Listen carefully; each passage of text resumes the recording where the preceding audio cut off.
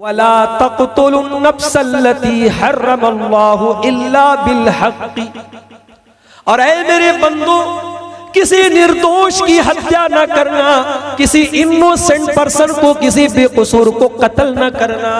बर्दमान आप चले जाइए, कलकत्ता चले जाइए, पटना चले जाइए, दिल्ली चले जाइए, मुंबई चले जाइए, अजमेर चले जाइए, बरेली चले जाइए, हमारे यूपी में लखनऊ चले जाइए, फैजाबाद चले जाइए, आपको जगह जगह ऐसी जगह मिलेंगी जहां मुसलमान मौजूद है, टोपी लगाए हुए हैं, औरतें मौजूद है, नकाब पहने हुए हैं, मगर वहां कोई अल्लाह का नाम लेने वाला नहीं है, कोई अल्लाह की इबादत करने वाला नहीं है। उन कब्रों के ऊपर, उन मज़ारों के ऊपर जाकर के सजदा कर रहे हैं।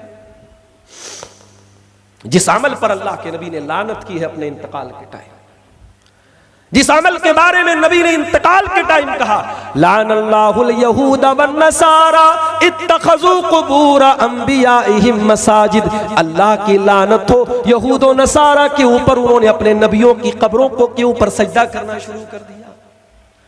इसीलिए तो शायर कहता है, करे गैर गरबुत की पूजा तो काफिर, कवाकिब में माने करिश्मा तो काफिर, झुके आग पर बहरे सजदा तो काफिर, जो ठहराए बेटा खुदा का तो काफिर, मगर मोमिनों पर कुशादा है राहें, परस्तिश करे शौक से जिसकी चाहे, नबी को जो चाहे खुदा कर दिखाए, इमामों का रुतबा नबी से बढ़ाए, मज़ारों पे जा जा के नजरें चढ़ाए, शहीदों से जा जा के मांगे दुआएं, न तौहीद में कुछ फर्क इससे आवे, न इस्लाम बिगड़े न ईमान जावे। ये है मुसलमान का। उसके बाद मुसलमान कहता, अल्लाह की मदद क्यों नहीं आ रही? अरे कमबख्त, तूने अल्लाह के साथ वफा ही कब की? तू गद्दार है, तू बेवफा है। तूने अल्लाह के साथ नमाज में वादा किया, इय्याका नअबुदु व इय्याका नस्तईन, आय अल्लाह मैं तेरी ही इबादत करता हूँ, मैं तुझी से मदद चाहता हूँ। नमाज पढ़ के निकला, तू नारा लगाता है या अली मुश्किल कुशा, तू नारा लगाता है या शेख अब्दुल कादिर जिलानी शैयन लिल्लाह, तू नारा लगाता है या खाजा गरीब नवाज, तू नारा लगाता है या गौसे आजम। तूने अल्लाह को अल्लाह कब समझा मेरे भाई? तूने तो अल्लाह को पावरलेस कर दिया, अल्लाह के पास कुछ नहीं बचा। अल्लाह ने सारा इख्तियार किसको दे दिया? वलियों को दे दिया। यह है सबसे बड़ा पाप, इसको अल्लाह ने सबसे पहले बयान किया। वक़ज़ा रब्बुका अल्ला ताबुदू इल्ला इय्याह, तुम्हारे रब का यह फैसला है, इबादत करो तो उसी की करो, उसकी इबादत में किसी को शरीक न करो। उसके बाद दूसरी चीज, व बिल वालिदैन इहसाना, और अपने वालिदैन के साथ, अपने माता पिता के साथ, अपनी माँ के साथ, अपने बाप के साथ हमेशा तू एहसान कर, भलाई कर, जबान से, हाथ से, माल से, पैसे से, हर तरीके से तू उनको खुश कर। अब देख रहे हैं आप, अल्लाह ने अपनी इबादत के फौरन बाद माँ बाप का जिक्र किया। इसका मतलब यह हुआ कि अल्लाह के बंदों में अगर सबसे पहले किसी का हक हमारे ऊपर है तो हमारे पेरेंट्स का है, हमारे माँ बाप का है, हमारे माता पिता का है। आप समाज के लिए बहुत अच्छे हैं, पूरा रांगा आपकी तारीफ कर रहा है कि साहब बहुत अच्छा इंसान है। आपकी माँ आपके बारे में क्या बोलती है? आपका बाप आपके बारे में क्या बोलता है? अब आप कहेंगे मौलाना साहब कभी कभी हम लोग गलत नहीं होते, तब भी हमारे माँ बाप हमको बुरा भला बोलते हैं। तो भाई आप, मैं ये नहीं कहता कि माँ बाप की हर बात सही होती है, माँ बाप भी गलत हो सकते हैं, मगर माँ बाप जैसा कोई नहीं हो सकता। माँ हो सकता है आपके साथ नाइंसाफी कर दे, बाप आपके साथ नाइंसाफी कर दे, मगर आप माँ के साथ कुछ भी कर ले, 9 महीना मां ने पेट में जो रखा है ना, उस मुसीबत का कोई बदला आप नहीं चुका सकते। एक आदमी अपनी बूढ़ी मां को अपने कंधे पर सवार करके खाने काबा का तवाफ कर रहा था और कह रहा था कि इन्नी लहा कल बईरिल मुजल्लली, कि मैं अपनी माँ के लिए ऊंट बन गया हूं, मेरी माँ मेरे ऊपर सवार होकर के तवाफ कर रही है। उसने हजरत उमर से कहा, ऐ उमर, आज मैंने अपनी पीठ को अपनी माँ की सवारी बना दिया। मेरी माँ ने मेरी पीठ पर बैठ करके खाने काबा का तवाफ कर लिया, उमरा कर लिया, हज कर लिया। ऐ अमीरुल मोमिनीन, ऐसा लगता है कि आज मैंने अपनी माँ का हक अदा कर दिया। कहा, रे जालिम, तू माँ का हक अदा करने की बात करता है। वला बेज़फ़रतिन वाहिदा, तेरी माँ ने जब तुझको जन्म दिया था, जब अपने पेट से तुझको बाहर निकाला था, तुझको पैदा किया था, जब तेरी माँ के ज़बान से जो चीख की आवाज निकली थी, जो दर्द की आवाज निकली थी, अभी तो तूने उस आवाज का भी हक अदा नहीं किया है। बड़ी संकट, बड़ी मुसीबतें झेलती है हमारी माएँ हमारे लिए। हम खाना खा लें, माँ भूखी रह जाती है। पैदा होने के बाद तो कितने दिन ऐसा होता है, बच्चा रात रात भर जागता है, रोता है, माँ बेचारी अपनी नींद कुर्बान करती है। आप कर सकते हैं क्या? आज आप जवान है, बूढ़ी माँ है घर में, उसको रात में खांसी आने लगे, 5 मिनट खांसी आ जाए, 10 मिनट खांसी आ जाए, आपका पारा चढ़ने लगेगा। आप जाकर के बोल देंगे, माँ तू कहीं और चली जा, क्यों, मेरी नींद खराब कर रही है। आप बोल देंगे ऐसा, माँ कभी नहीं बोलती। बच्चा रात में 10 बार रोएगा, 10 बार माँ बेचारी उठेगी, बच्चे के गीले बिस्तर को चेंज करेगी, बच्चे का पाखाना और पेशाब साफ करेगी, गीले बिस्तर पे खुद सो जाएगी, बच्चे को नहीं सोने देगी। अच्छा, माँ की मोहब्बत तो सबको नजर आती है, बाप की मोहब्बत नजर नहीं आती।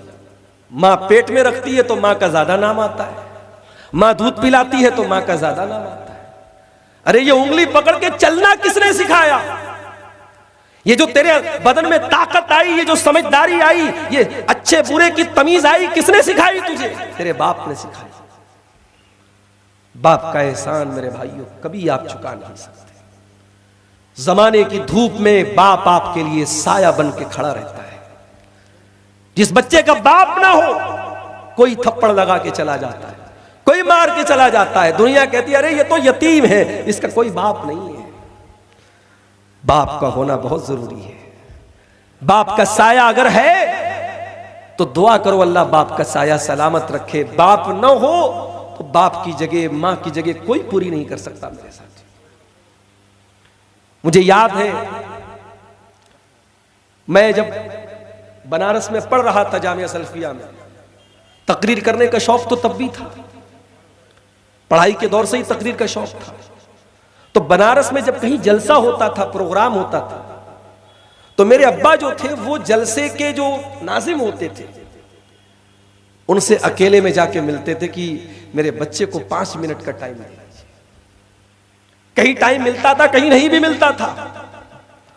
कभी कभी जलसे वाले बहुत भाव खाते थे, नहीं नहीं हम नहीं टाइम देंगे, हमारे यहाँ बहुत सारे मौलाना लोग आ रहे हैं, बड़ा प्रोग्राम है, हम आपके बच्चे को टाइम नहीं देंगे। लेकिन मेरे वालिद वो जाते थे और जलसे वालों से जाकर के बात करके टाइम लेते थे। और मुझे याद है आज भी, वो जमाना यूट्यूब का नहीं था। जब मैं तकरीर कर लेता था और उस जलसे की रिकॉर्डिंग होती थी, और उस जमाने में टेप रिकॉर्डर के कैसेट चलते थे, मेरे वालिद जाकर के पता करते थे कि कैसेट कहां मिलता है, और उस कैसेट को वो घर में ला करके टेप रिकॉर्डर में बार बार वो 5 मिनट की 10 मिनट की मेरी तकरीर को बार बार सुनते थे। मैं कभी मदरसे से आता, मैं देखता कि मेरे वालिद एक ही तकरीर को बार बार क्यों सुन रहे हैं। वो वालिद की मोहब्बत होती थी मेरे साथ। मैं जब जामिया सल्फिया बनारस में पढ़ता था, एक दौर मैंने वो भी देखा, घर में गुर्बत का माहौल था। कभी ऐसा भी हुआ, सुबह सवेरे उठा, नाश्ते में कुछ नहीं है, माँ ने चाय बनाई, चाय के साथ एक रोटी भिगोई, चाय रोटी खाई, चल दिए मदरसे। हमारे माँ बाप हमें पढ़ाने के लिए, लिखाने के लिए, हमें तरक्की देने के लिए अपनी जिंदगी कुर्बान कर देते हैं मेरे साथियों। जब हम तरक्की पर पहुंच जाएं तो कभी अपने माँ बाप को न भूले मेरे भाई। इस लायक बनो कि जब दुआ के लिए हाथ उठाओ तो जबान पर यह दुआ जरूर आए, रब्बिरहमहुमा कमा रब्बयानी सगीरा, परवरदिगार मेरे माँ बाप पर रहम फरमा जिस तरीके से बचपन में उन्होंने मुझे पाला है। मैं फिर कह रहा हूं, जरूरी नहीं है कि माँ की हर बात सही हो, बाप की हर फैसला सही हो। उनके फैसलों से इख्तिलाफ कर सकते हैं अदब के साथ, तमीज के साथ, लेकिन आप उनकी खिदमत मत छोड़िए, उनका अदब मत छोड़िए, उनका ख्याल करना मत छोड़िए। आपकी वजह से उनकी आंखों में कभी आंसू ना आए, इस बात की जरूर कोशिश कीजिए मेरे साथी। कुरान कहता है वबिल वालिदैन इहसाना, अल्लाह का दूसरा हुक्म यह है अपने माता पिता के साथ तुम अच्छा सलूक करो। इम्मा यबलुगन्ना इंदकल किबर अहदुहुमा औ किलाहुमा फला तकुल लहुमा उफ्फिन वला तनहरहुमा, जब तुम्हारे माँ बाप में से कोई एक बूढ़ा हो जाए या दोनों बूढ़े हो जाए, अल्लाह ने एक का जिक्र पहले किया, यानी एक बूढ़ा हो जाए, एक अल्लाह के पास चला जाए। मां चली गई, बाप बचा, बाप चला गया, मां बची। अगर एक बचा है या एक बची है, उसका ज्यादा ख्याल रखो। कल दोनों थे, कोई कमी हुई, कोई बेशी हुई, दोनों ने एक दूसरे के साथ सुख दुख बांट लिया। अब मां चली गई, बाप अकेला बचा, बाप किससे बोलेगा? बाप चला गया, मां बची, मां को तकलीफ हुई, मां किससे बोलेगी? अकेले बैठ करके आंसू बहाएगी। तो जो अकेला बचा है, कुरान उसका पहले जिक्र करता है, इम्मा यबलुगन्ना इंदकल किबरा अहदुहुमा, जब तुम्हारे माता पिता में से कोई एक बूढ़ा तुमको मिल जाए या दोनों बुढ़ापे में मिल जाए, फला तकुल लहुमा उफ्फिन, तो उनको उफ भी न कहना, उनको उफ भी न कहना। वला तनहरहुमा, उनको डांटना नहीं। वकुल लहुमा कौलन करीमा, उनसे अदब से बात करना, तमीज से बात करना। अल्लाह ने ये नहीं कहा अच्छे तरीके से बात करना, अल्लाह ने कहा कौलन करीमा, यानी तुम्हारी बात इतनी प्यारी हो कि तुम्हारी बात करीम बन जाए। करीम बोलते हैं अरबी में एक्सीलेंट को, इसको हिंदी में बोल सकते सर्वोत्तम, बंगला में भी आप बोल सकते सबसे भालो, सबसे अच्छी। यानी तुम्हारा जो वक्तव्य है अपने माँ के साथ, अपने बाप के साथ, तुम्हारा जो बोलने की शैली है, तुम्हारा जो बोलने का अंदाज है, तुम्हारी जो बात है, तुम्हारी जो वॉइस है, आवाज है, वो हमेशा सॉफ्ट होनी चाहिए अपनी माता के साथ, अपने पिता के साथ। उसके बाद फरमाया वक़्फ़िज़ लहुमा जनाह ज़ुल्ल मिनर रहमा, और अपने माँ के लिए, अपने बाप के लिए हमेशा अपने आप को बिछा देना, अपने आप को डाउन कर लेना, अपने आप को नीचा कर लेना। माँ से ऊंचा बनने की कोशिश न करना, बाप से ऊंचा बनने की कोशिश न करना। कभी ऐसा भी होता है, बेटा ज्यादा पैसा कमा लेता, बाप से बोलता अरे आपने क्या किया है? मैंने सब बनाया है। अरे तूने सब बनाया, तुझको किसने पैदा किया? तेरे सर में जो ये दिमाग आया, ये दिमाग तुझको किसने दिया? वो बाप है तेरा। तो जितनी भी तरक्की कर ले, तू उसका बेटा ही रहेगा। इसलिए कभी बाप से सुपीरियर बनने की कोशिश न करो, मां से कभी सुपीरियर बनने की कोशिश न करो। और फिर अल्लाह ने दुआ सिखाई, वक़ुर रब्बिरहमहुमा कमा रब्बयानी सगीरा, और ये दुआ पढ़ते रहना, ऐ मेरे परवरदिगार, मेरे माँ बाप पर तू रहम फरमा, जिस तरीके से उन्होंने बचपन में मुझको पाला है, मेरी तरबियत की है। तो ये दो चीजें हो। उसके बाद अब अल्लाह ताला एक हमें नसीहत करता है। कोई इंसान कह सकता है अय अल्लाह, मैंने माँ का बहुत ख्याल किया, मैंने बाप का बहुत ख्याल किया, लेकिन माँ को खुश न कर सका, बाप को खुश न कर सका।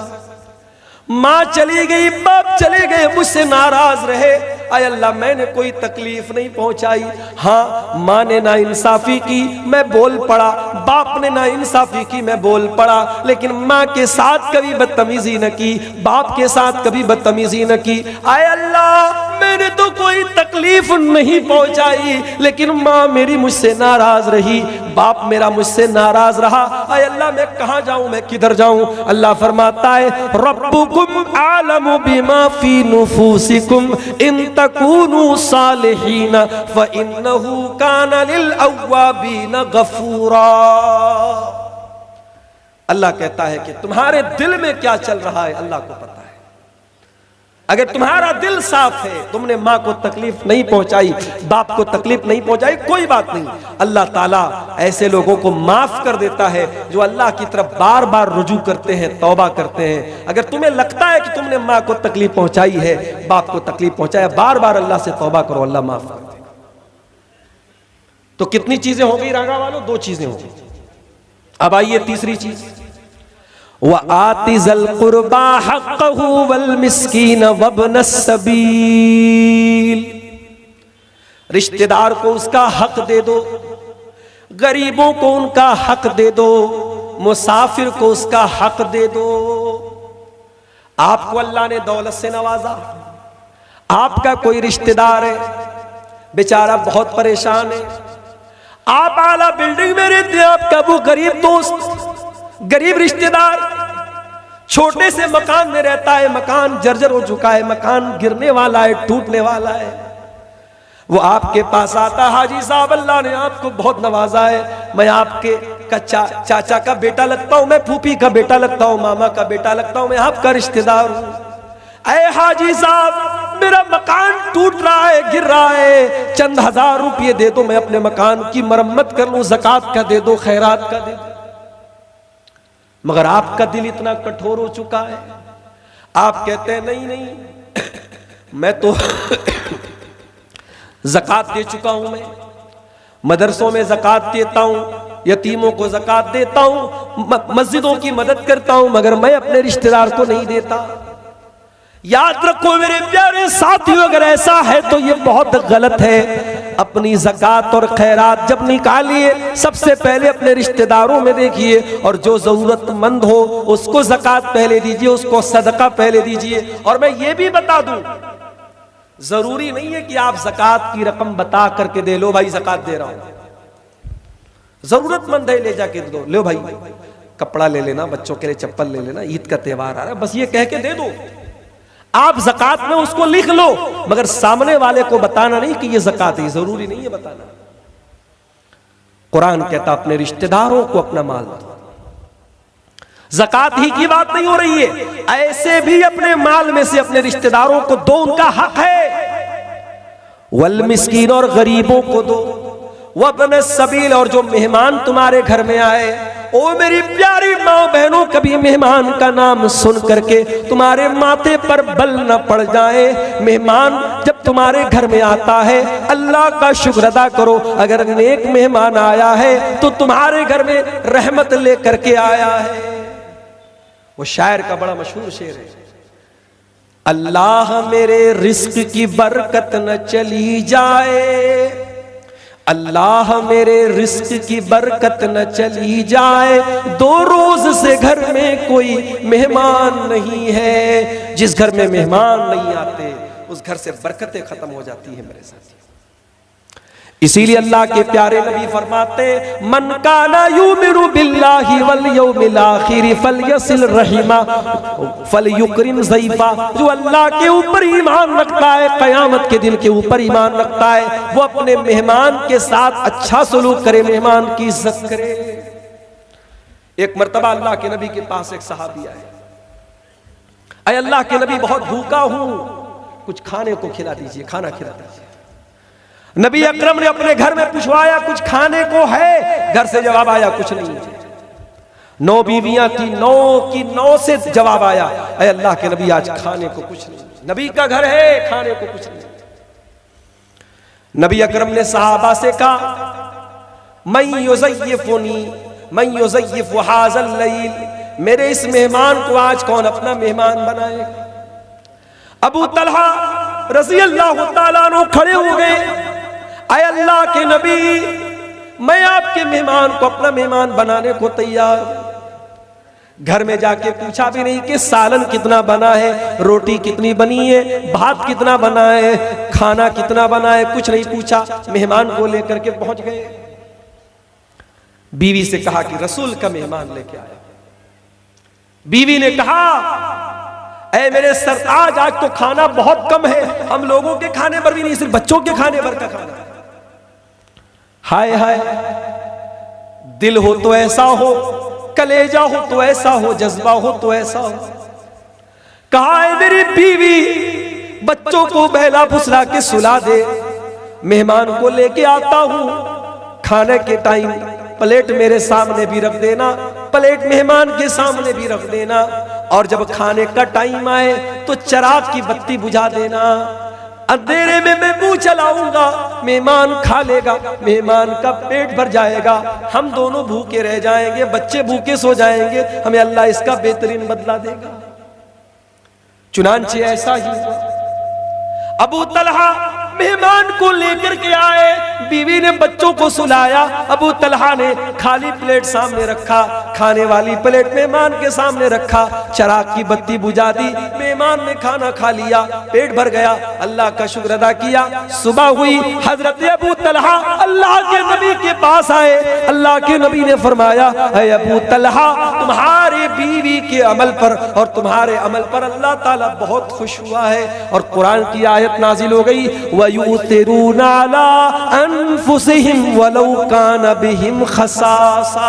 मेरे नबी के सहाबा अपना हक कुर्बान करके दूसरों की मदद करते हैं। उनको अपनी हाजत होती है, मगर अपनी हाजत को कुर्बान करके दूसरों की मदद करते हैं।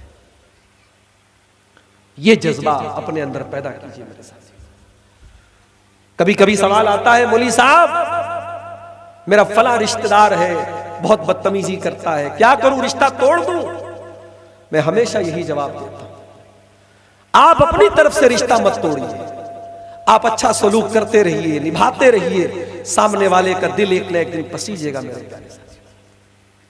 वआतिज़ल कुर्बा हक़्क़हु वल मिस्कीन वब्न सबील, रिश्तेदार को उसका हक दे दो, गरीबों को उसका हक दे दो, मेहमानों को उसका हक दे दो। ये हो गई तीसरी चीज।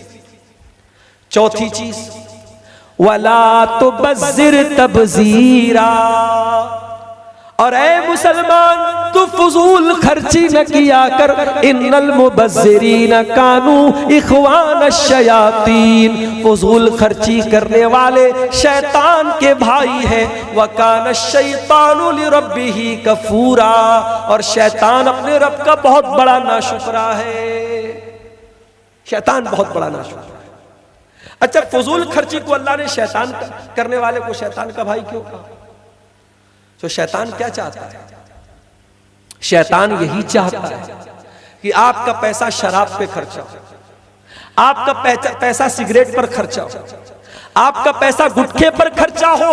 आपका शैतान कभी नहीं चाहता कि आपके बच्चे अच्छा कपड़ा पहने, अच्छा खाना खाएं, आपकी बीवी अच्छा कपड़ा पहने। अपने बीवी बच्चों पर खर्च करना, अपने ऊपर खर्च करना, ये फजूल खर्ची नहीं है। अल्लाह की राह में देना, मस्जिद में देना, मदरसे में देना, ये फजूल खर्ची नहीं है। हराम जगह पर 1 रुपया भी खर्च करना फजूल खर्ची है, याद रखिए। अल्लाह ने कहा फजूल खर्ची करने वाले शैतान के भाई।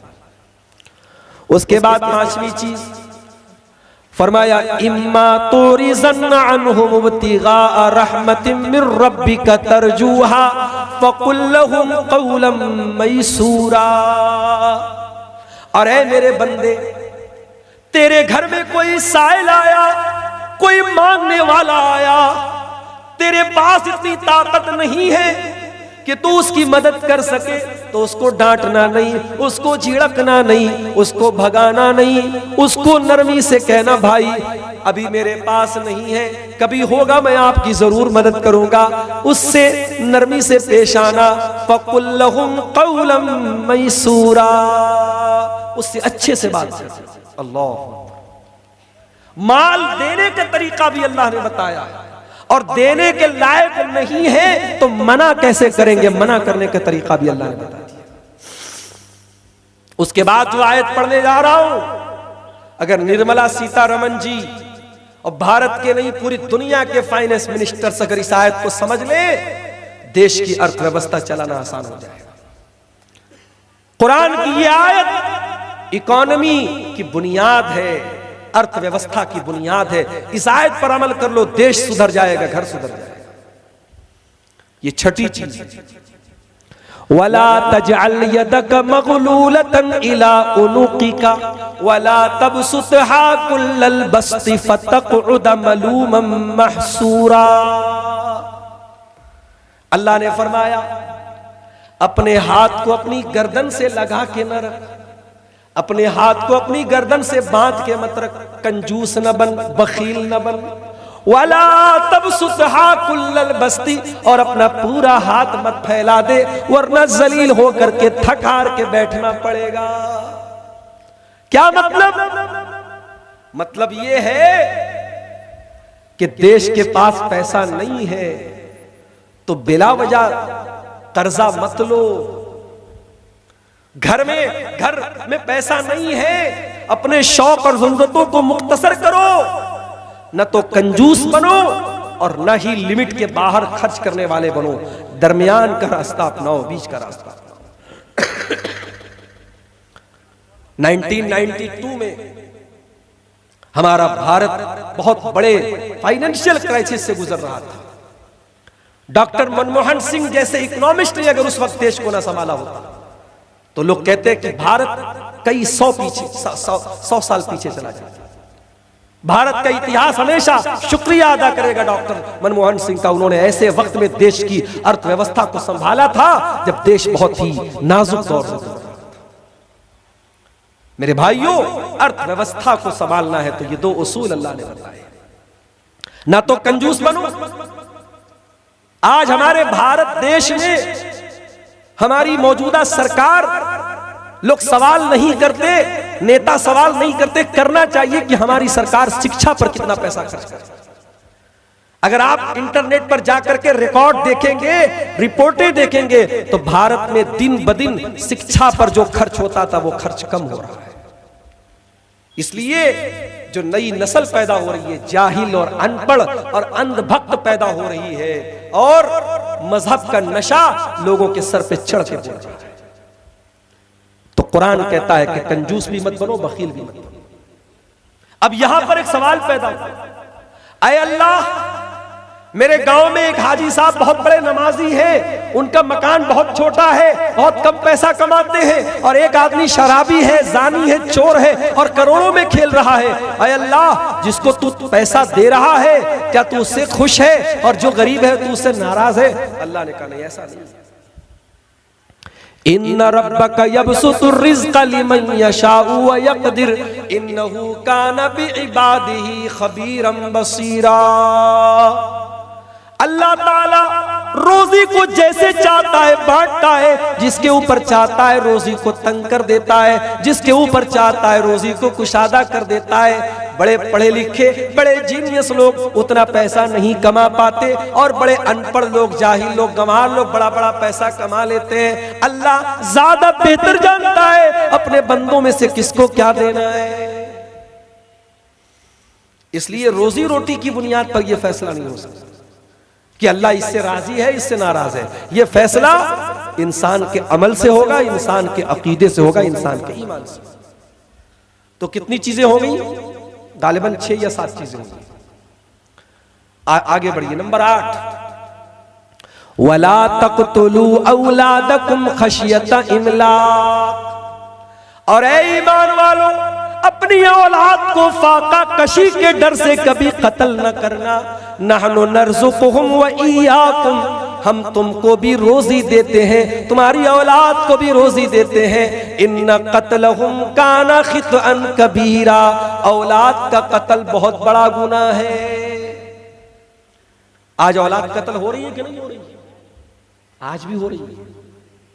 1400 साल पहले भी हो रही थी, आज भी हो रही थी। 1400 साल पहले भी इसीलिए हो रही थी, क्या खाएगी, आज भी इसी डर से कत्ल कर देते कि साहब कैसे खाए, क्या खाए।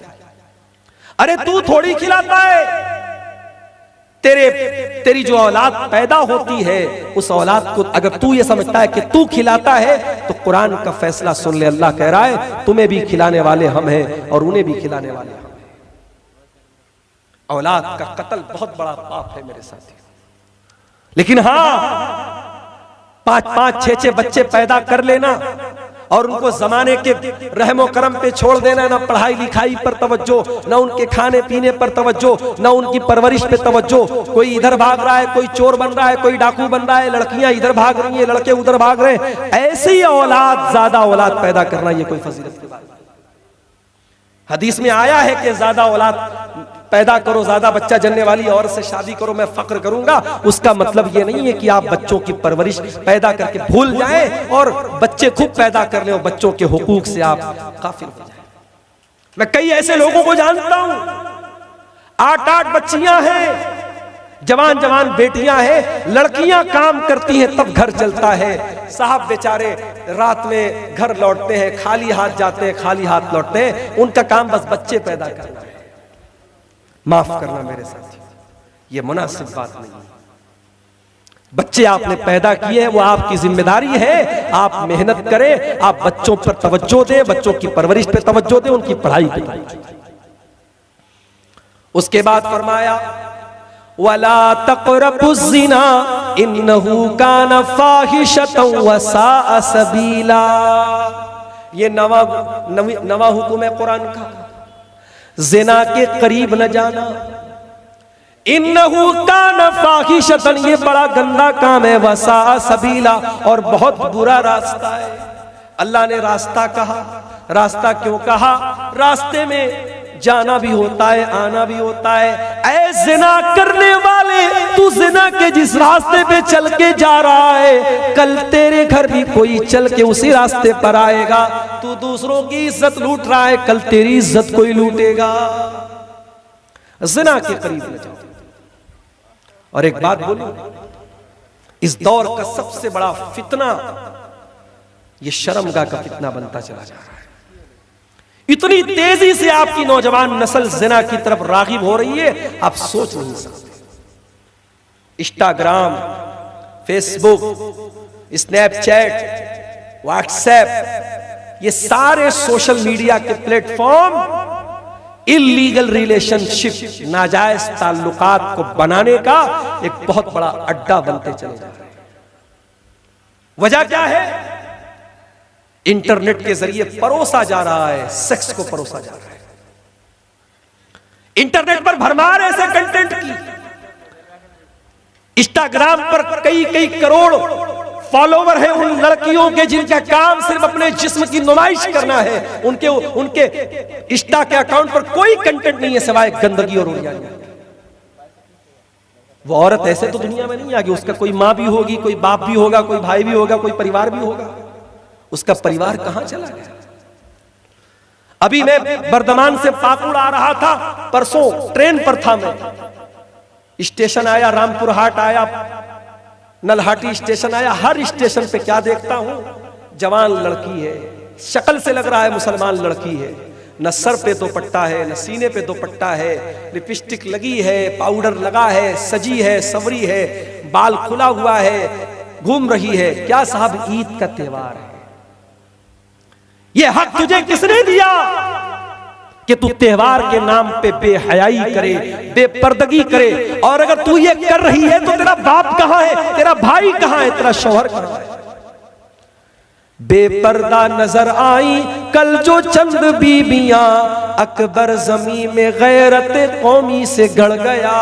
पूछा जो उनसे आपका पर्दा वो क्या हुआ? कहने लगी कि अक्ल पे मर्दों के पड़ गया। जिस घर की लड़की बेपर्दा हो जाए, समझ जाओ उस घर के आदमी क्या है? बेगैरत है। बेगैरत समझते हो? जिसके अंदर शर्म ना हो, गैरत ना हो, जो चुल्लू भर पानी में डूब मरने के काबिल हो, जिसकी बहन बेटी गलत काम करे, गलत रास्ता अपनाए, उसको कोई फर्क नहीं।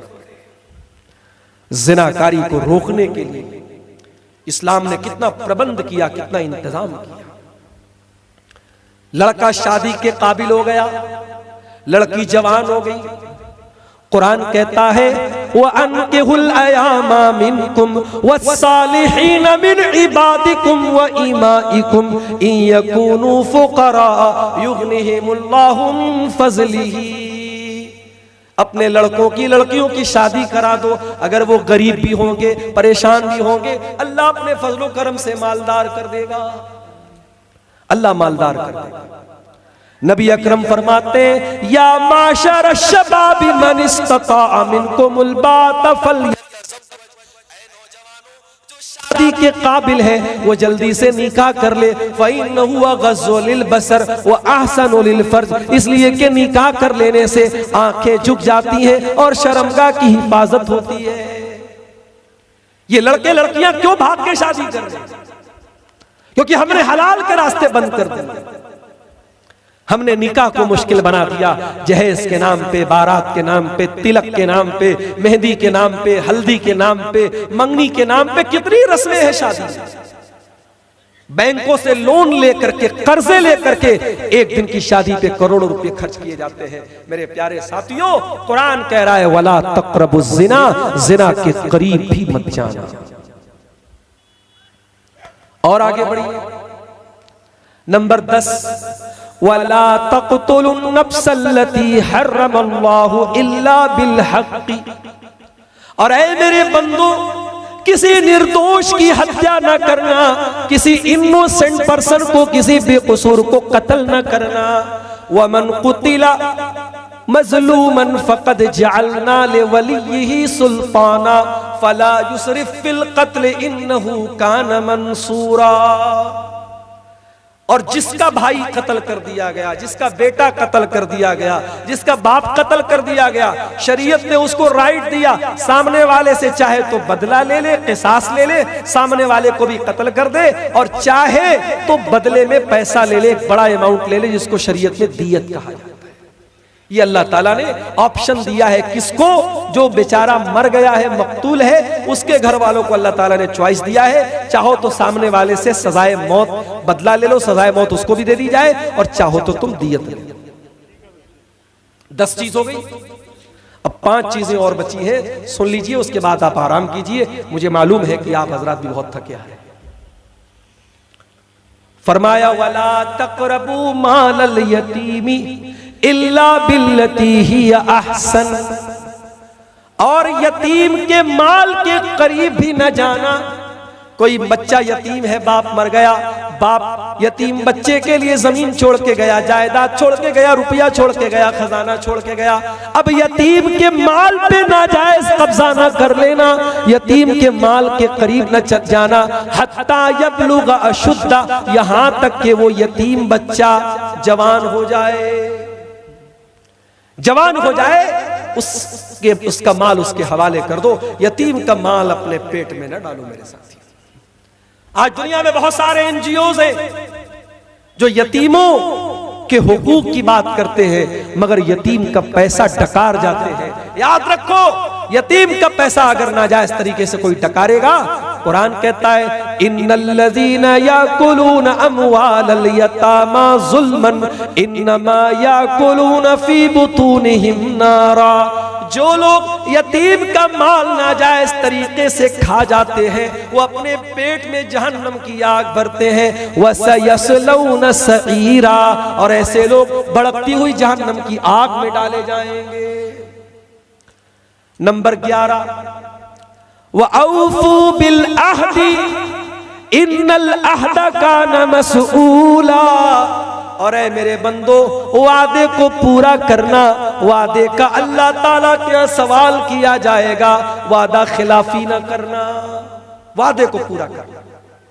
मुसलमान अपने वादे का पक्का बने, अपनी जबान का पक्का बने, उसके वादे पे जान चली जाए, वचन न जाए, वो माहौल मुसलमान का बन जाए।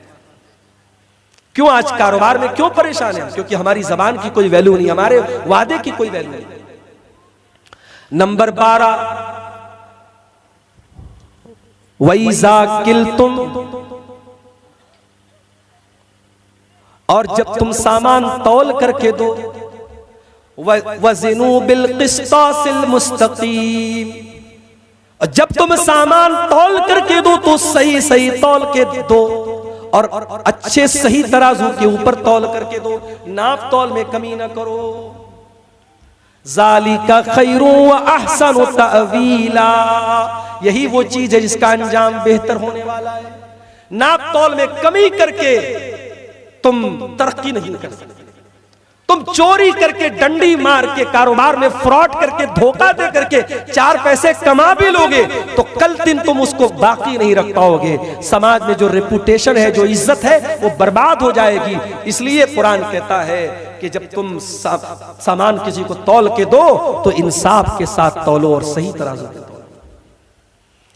उसके बाद फरमाया कि ऐ मेरे बंदो, वला तक़फ़ु मा लैसा लक बिही इल्म। नंबर 13, वला तक़फ़ु मा लैसा लक बिही इल्म। और ऐसी चीज के पीछे ना पड़ना जिस चीज की तुमको नॉलेज नहीं है। इन्नस समा वल बसरा वल फुआदा कुल्लु उलाइका कान अन्हु मसऊला।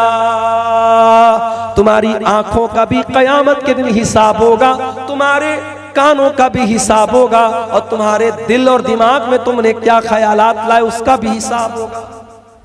कान की हिफाजत करो, आंखों की हिफाजत करो, दिल की हिफाजत करो। सोशल मीडिया चलाने वालों, बहुत सारी झूठी खबरें, आज तो एडिटिंग का दौर है। अभी सहारनपुर यूपी के गूड़े साहब हैं, वो यूट्यूब पर उनके कई मिलियन फॉलोअर हैं। मेरी तकरीरों पर वो होठ चला करके वीडियो बनाते। एक दिन इत्तेफाक से व्हाट्सएप पर मेरे पास मैसेज आया। मैंने कहा कि आप मेरी तकरीर, मेरी आवाज रहती है और आपका होठ उस पर इस्तेमाल होता है। बोले हाँ मौलाना साहब, बहुत दिन से आपका नंबर लेना चाह रहा था और बहुत शुक्रिया आपका अदा करना चाहता हूँ, आपकी तकरीर से बहुत फायदा उठाता हूँ। यानी पूरा उनका चैनल आप उठा के देख ले, तकरीर मेरी है, आवाज मेरी है, चेहरा उनका है, होठ उनका हिल रहा है और बहुत वायरल हो रहे हैं वो साहब। उनके कई मिलियन फॉलोअर हैं यूट्यूब के ऊपर। ये हो रहा है आज के दौर में। आवाज किसी की है, तस्वीर किसी की है। इतने फिल्टर आ रहे तस्वीर में, जवान को बूढ़ा बना दो, बूढ़े को जवान बना दो, आंखें खुली है, खुली आंखों को बंद आंखें बना दो। तो इस दौर में हमें बहुत होशियार रहने की जरूरत है। जिस चीज की जानकारी नहीं है, जिस चीज के बारे में कन्फर्म इल्म नहीं है, उस चीज के पीछे मत पड़ो। और दीन का इल्म जब लेने की बात आए तो हमेशा ऑथेंटिक और सही लोगों से दीन का इल्म हासिल। उसके बाद नंबर 14, वला तमशी फिल अर्दि मरहा इन्नका लन तखरिकल अर्द वलन तबलुगल जिबाल तूला। और ऐ मेरे बंदे, तू जमीन में अकड़ करके न चलना, तू गुरूर न करना, तू घमंड न करना। न तू जमीन को फाड़ सकता है, न पहाड़ के ऊपर तू चढ़ सकता है। ऐ इंसान, तू क्यों घमंड करता है, क्यों गुरूर करता है? ऐ इंसान, तू है क्या? अलम यकुन नुतफतम मिन मनिय्यिन युमना सुम्मा काना अलक़तन फखलक़ फसव्वा फजअल मिनहु ज़ौजैनि ज़कर वल उन्सा। ऐ इंसान, तू मनी का एक कतरा था, पानी का एक कतरा था, फिर अल्लाह ने माँ के पेट में तुझे खून का लोथड़ा बनाया, फिर तुझे जीता जागता इंसान बनाया, मेल बना दिया, फीमेल बना दिया, मुज़क्कर बना दिया, मुअन्नस बना दिया। दुनिया में तू जीता जागता इंसान बन गया। गुरूर मत करो, अपनी तख्लीक पर गौर करो, अपनी पैदाइश पर गौर करो, किस बात का तुम्हें गुरूर है? अलम नखलुकुम मिन माइन महीन, हमने तुम्हें एक हकीर पानी से पैदा किया। खलक़हु मिन तुराब, ऐ इंसान तू मिट्टी से पैदा किया गया है, तू गुरूर न कर, तू घमंड न कर। तो ये 14वीं चीज होगी। अब ये 14 चीजें बयान करने के बाद अल्लाह क्या कहता है? कुल्लु ज़ालिका काना सय्युहु इंद रब्बिका मकरूहा। ये 14 चीजें मैं बयान कर रहा हूं, ऐ मेरे बंदो, इसमें से जो गलत बातें हैं, जो बुरी बातें हैं, वो तेरे रब के नजदीक नापसंदीदा है, उनसे तू बचना। जितनी चीजों से मैंने मना किया है उनसे तू बचता रहना। उसके बाद फरमाया ज़ालिका मिम्मा औहा इलैका रब्बुका मिनल हिकमा। ऐ नबी, ये हिकमत की बातें हैं जो अल्लाह आपके ऊपर वही के जरिए नाजिल कर रहा है। वला तजअल मअल्लाहि इलाहन आखर। और ऐ नबी और ऐ कुरान पढ़ने वाले, तू अल्लाह के साथ किसी और को माबूद न बनाना। फतुल्का फी जहन्नम मलूमम मदहूरा, वरना जलील होकर के जहन्नम में डाल दिया जाएगा। आखिरी बात भी शिर्क से मना किया। पहली बात भी यही थी, वक़ज़ा रब्बुका अल्ला ताबुदू इल्ला इय्याह, अल्लाह के अलावा किसी की इबादत मत करना। और 15वीं बात भी यही है, अल्लाह के साथ किसी और को शरीक मत करना।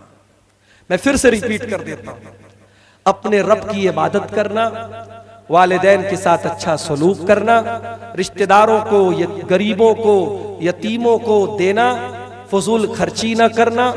अगर किसी को नहीं दे सकते हो तो तमीज से, अदब से, आसानी से बात करके उसको टाल देना। कभी कंजूसी न करना, अपने हाथों को गर्दन से लगा के मत रखना और बिल्कुल हाथ फैला के इतना भी मत फैला देना कि तुम्हें जलील होकर बैठना पड़े, यानी बीच का रास्ता अपनाना। उसके बाद फरमाया कि औलाद को कत्ल मत करो। उसके बाद फरमाया ज़िना के करीब न जाओ। उसके बाद फरमाया किसी बेगुनाह को कत्ल न करो। उसके बाद फरमाया यतीम के माल के करीब न जाओ। उसके बाद फरमाया वादे को पूरा करो। उसके बाद फरमाया कि वैसा किल तुम, जब तुम सामान तौल करके दो तो इंसाफ के साथ तौलो, इंसाफ के साथ नाप तौल करो, उसमें ना इंसाफी मत करो। उसके बाद फरमाया कि किसी ऐसी चीज के पीछे मत पड़ो जिस चीज का तुम्हें इल्म नहीं है। और उसके बाद फरमाया कि जमीन में अकड़ करके मत चलो। और आखिरी बात ये फरमाया कि ऐ मेरे बंदो, अल्लाह के साथ किसी को शरीक मत करो। ये 15 बातें हैं। आप कुरान का 15वां पारा खोलेंगे, आयत नंबर 23 से लेकर के 29 तक अल्लाह ताला ने ये 15 बातें बयान की हैं। इन 15 बातों में अकीदा भी आ गया, अखलाक भी आ गया, ईमान भी आ गया, हमारे समाज की इस्लाह भी हो गई, हमारे अमल की भी इस्लाह हो गई, हमारे अकीदे की भी इस्लाह हो गई। इन 15 बातों को अगर हम अपना ले मेरे प्यारे साथियों, मैं समझता हूं कि हमारी नजात के लिए यही काफी है। और आखिर में अल्लाह के नबी की हदीस, चूंकि ईद का मौका है, खुशियों का मौका है, त्योहार का मौका है, नबी की एक हदीस पढ़ के सुना के बाद खत्म करता हूं। हदीस के रावी अबू हुरैरा रजी अल्लाह ताला अन्हु है, कहते हैं कि अल्लाह के नबी ने उंगली से गिन करके बताया कि 5 चीजों को अपना लो। अय अबू हुरैरा, 5 चीजों को अपना लो। उंगली से गिन के आपने बताया, इत्तकिल महारिम तकुन अबदन नास, हराम चीजों से बचा करो, सबसे बड़े इबादत गुजार हो जाओगे। वर्ज़ बिमा कसम अल्लाहु लक तकुन अगनन नास, और तुम्हारी किस्मत में अल्लाह ताला ने जो लिख दिया है उस पर खुश हो जाओ, राजी हो जाओ, सबसे बड़े मालदार बन जाओगे। व अहसिन इला जारी का तकुन मुस्लिमा, और अपने पड़ोसी के साथ अच्छा सलूक करो, मुसलमान बन जाओगे। व अहिब्बा लिनफ्सिका मा तुहिब्बु व अहिब्बा लिअखीका मा तुहिब्बु लिनफ्सिका तकुन मोमिना, और जो अपने लिए पसंद करते हो अपने भाई के लिए पसंद करो, मोमिन बन जाओगे। और 5वीं चीज, बड़े गौर से सुनिएगा, अल्लाह के नबी फरमाते हैं 5वीं चीज जिसको अपनाना जरूरी है, वला तुक्सिरि ज़िहका, और बहुत ज्यादा हंसा न करो।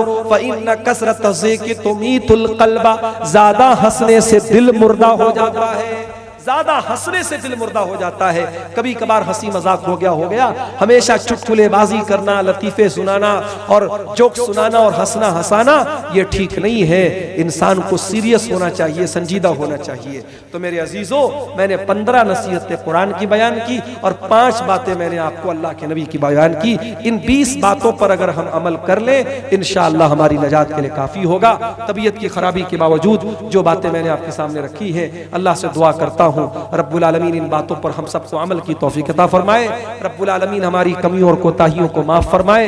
रब्बुल आलमीन हमारी नेकियों को जो रमजान में हमने किया है कबूल फरमाए। अल्लाह इस मदरसे के इजलास को, जिस मदरसे के लिए आज का ये प्रोग्राम रखा गया है, अल्लाह मदरसे को दिन दुनी रात चौगुनी तरक्की अता फरमाए। अल्लाह जब तक दुनिया में जिंदा रखे, इस्लाम पर जिंदा रखे और हम सबका खात्मा ईमान पर हो। आमीन। रब्बना तक़ब्बल मिन्ना इन्नका अंतस समीउल अलीम व तुब अलैना इन्नका अंतत तव्वाबुर रहीम। व सल्लल्लाहु तआला अला नबीना मुहम्मद व अला आलिहि व सहबिहि अजमईन। वस्सलामु अलैकुम व रहमतुल्लाह।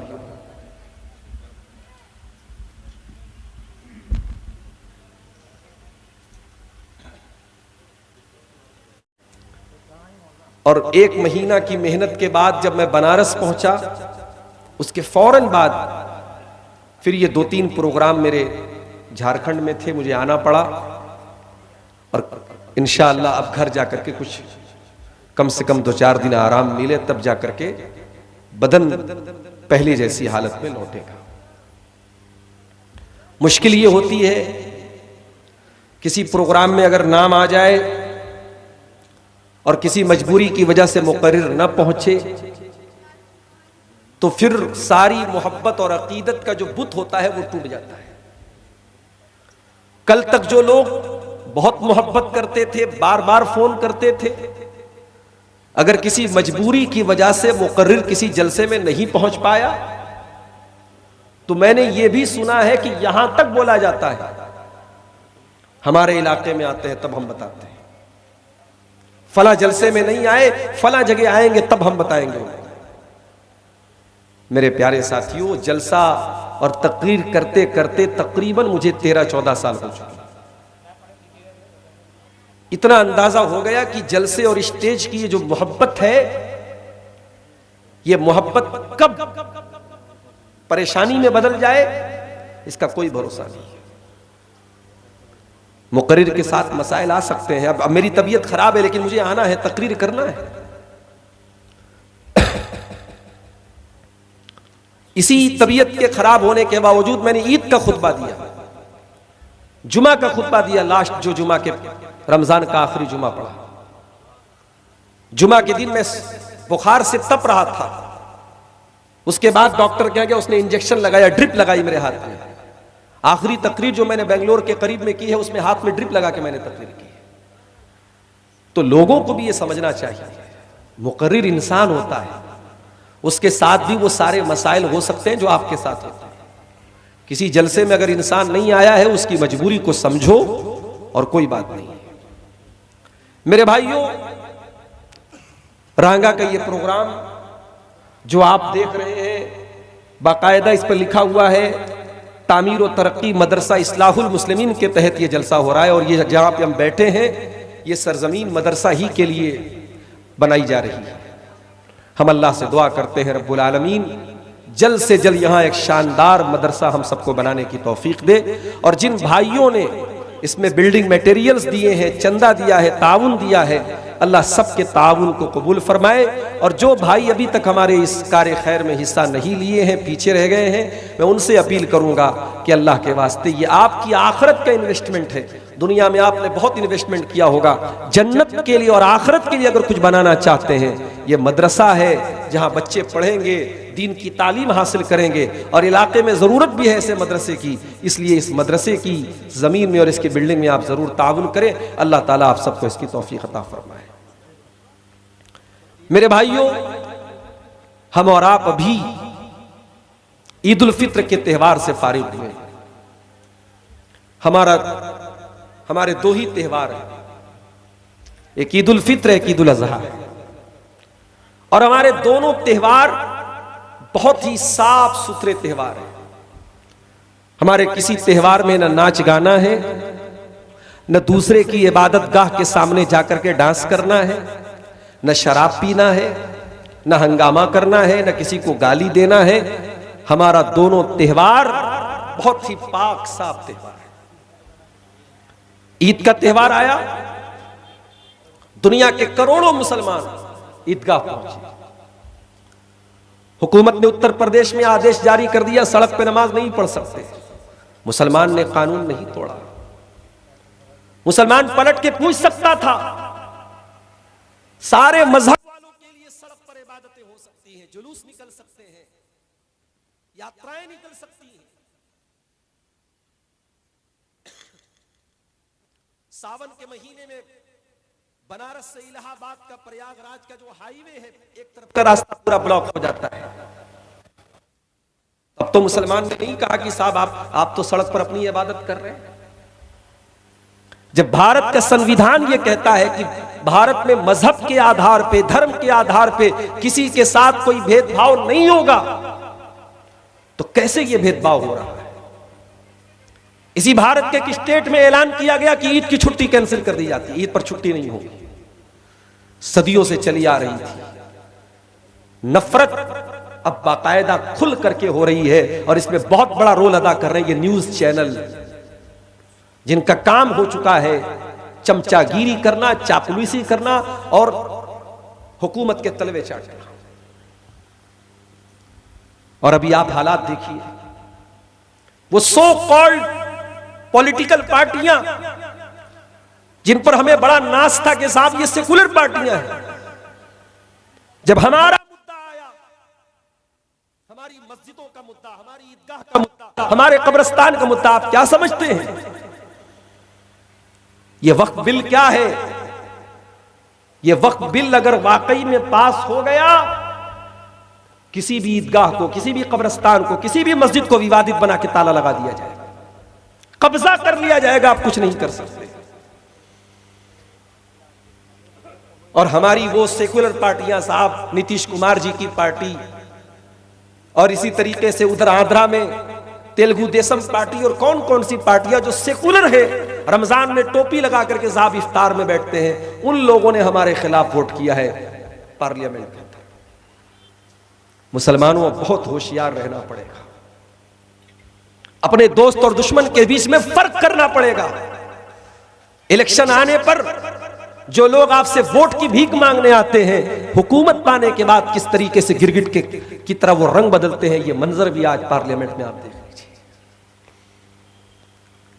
इन हालात में मुसलमानों ने ईद का त्यौहार मनाया और मुझे बहुत खुशी है, हमने बहुत शांति के साथ मनाया, कहीं कोई हंगामा नहीं हुआ। और याद रखो, मुसलमान के त्यौहार में हंगामा हो भी नहीं सकता। जो हंगामा करे वो मुसलमान का त्यौहार, जिस त्यौहार में हंगामा हो वो त्यौहार मुसलमानों का हो ही नहीं सकता।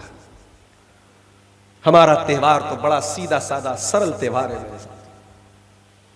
हमने 30 रमजान के रोजे कंप्लीट किए, इस बार 29 का चांद हुआ, 29 कंप्लीट किए। चांद नजर आया, हमने दुआ पढ़ी, अल्लाहुम्मा अहिल्लहु अलैना बिल अम्नि वल ईमानी वस्सलामती वल इस्लामी रब्बी व रब्बुकल्लाह। चांद देख करके भी हमने तौहीद का सबक दुनिया को दिया।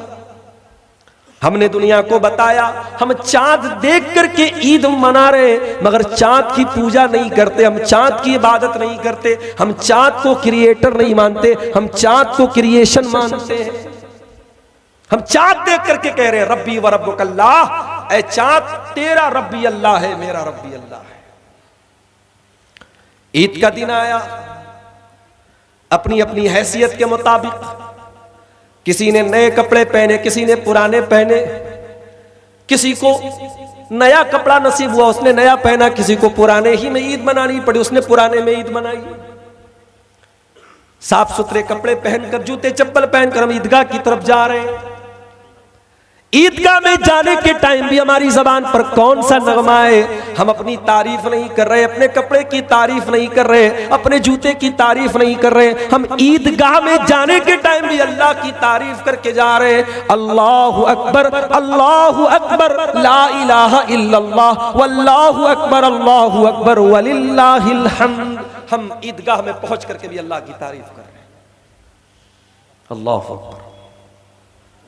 2 रकात नमाज पढ़ी हमने ईदगाह की के अंदर, ईद की नमाज, और सारी दुनिया को यह मैसेज दिया हम मुसलमान हैं, एक अल्लाह के आगे सर झुकाने वाले हैं।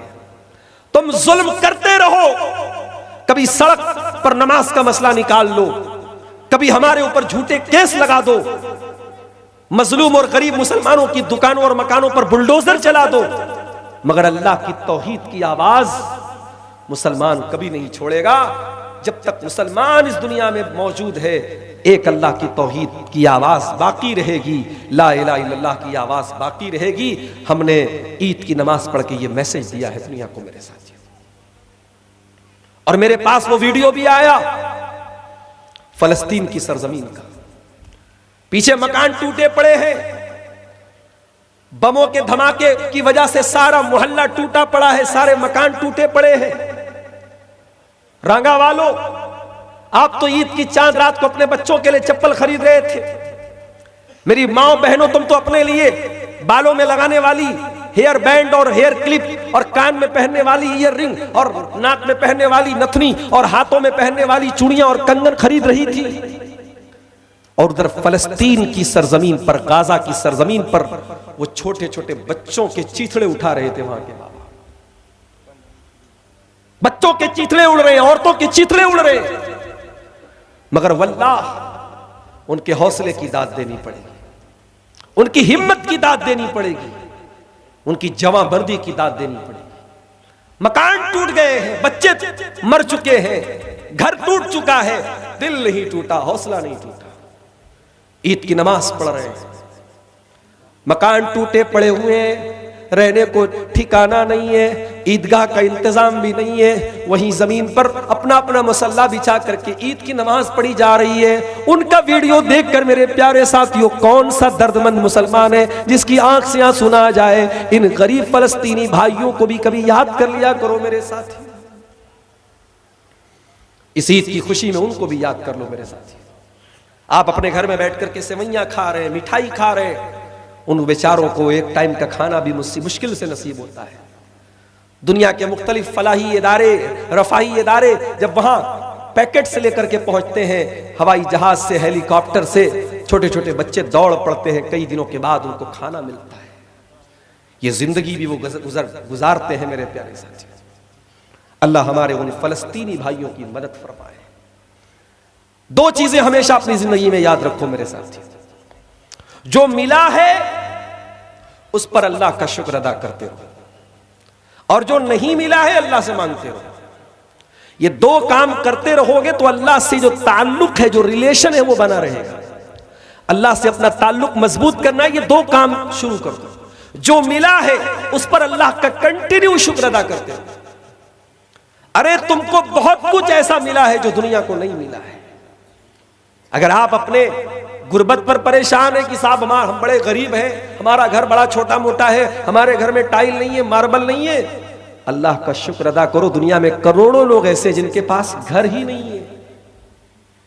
अगर आपको यह लगता है कि साहब हमारे घर में देसी चिकन नहीं बनता, हमारे घर में बेहतरीन बिरयानी नहीं बनती, हमारे घर में अच्छा खाना नहीं बनता, दुनिया के करोड़ों लोग ऐसे हैं जिनको खाना ही नसीब नहीं होता है, जिनके बच्चे भूख की वजह से मर जाते हैं, जिनकी औरतें भूख की वजह से अपना जिस्म बेच देती, अपनी इज्जत का सौदा कर लेती। जो मिला है उस पर अल्लाह का शुक्र अदा करो मेरे साथ, और जो नहीं मिला है अल्लाह से मांगते रहो, दुआएं करते रहो। ये दो काम कर लो, इंशाअल्लाह अल्लाह से ताल्लुक बहुत मजबूत हो जाएगा। आज की तकरीर में मैं आपके सामने कुरान के 15वें पारे से सूरे बनी इसराइल की आयत नंबर 23 से लेकर के 29 तक अल्लाह ताला ने 15 बातें बयान की हैं। उन्हीं 15 बातों को मैं बयान करूंगा और उसके बाद मैं आपसे इजाजत ले लूंगा। तबीयत वैसे भी बहुत अच्छी नहीं है, बहुत लंबी तकरीर करने का प्लान नहीं है। टू द पॉइंट बात। कुरान की का 15वां पारा है, 15 बात है। ये 15 बातें अगर आपने समझ लिया, इस पर अमल कर लिया, समझो आपने पूरे दीन को समझ लिया। चलिए कुरान का 15वां पारा खोलते हैं। पहली बात, 15 बातों में पहली बात, वक़ज़ा रब्बुका अल्ला ताबुदू इल्ला इय्याह। तुम्हारे परवरदिगार का यह फैसला है कि इबादत करो तो अल्लाह की करो, अल्लाह के साथ किसी को शरीक न करो, अल्लाह का मकाम किसी और को न दो, अल्लाह के सिवा किसी और के आगे हाथ न फैलाओ, अल्लाह के सिवा किसी और के आगे सर न झुकाओ। दुनिया का सबसे बड़ा पाप क्या है? यही शिर्क है।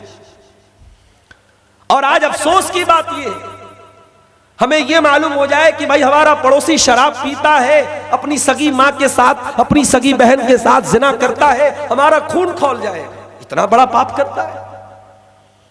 और आपके आसपास में शिर्क की भरमार है। कहीं कब्र पे सजदा हो रहा है, कहीं सूअर की इबादत हो रही है, कहीं कुत्ते की इबादत हो रही है, कहीं शर्मगाह की इबादत हो रही है, कहीं पत्थर के आगे हाथ जोड़ा जा रहा है, और आपको कोई फर्क नहीं पड़ता। जबकि जिना से बड़ा पाप शिर्क करना है। अपनी सगी बहन, अपनी सगी मां के साथ जिना करना उतना बड़ा पाप नहीं है जितना बड़ा पाप अल्लाह के साथ शिर्क करना है। मेरे जिना करने वाले की अल्लाह क्या माफी हो सकती है? कत्ल करने वाले की माफी हो सकती है, चोरी करने वाले की माफी हो सकती है, लेकिन शिर्क करने वाला अगर बगैर तौबा किए दुनिया से चला गया, अल्लाह ताला क्या उसकी माफी होने वाली नहीं है। ये किसका ऐलान है? खुद अल्लाह का ऐलान है। इन्नल्लाह ला यगफिरु अन युशरक बिही व यगफिरु मा दून ज़ालिका लिमन यशा। अल्लाह ताला शिर्क को माफ नहीं करेगा।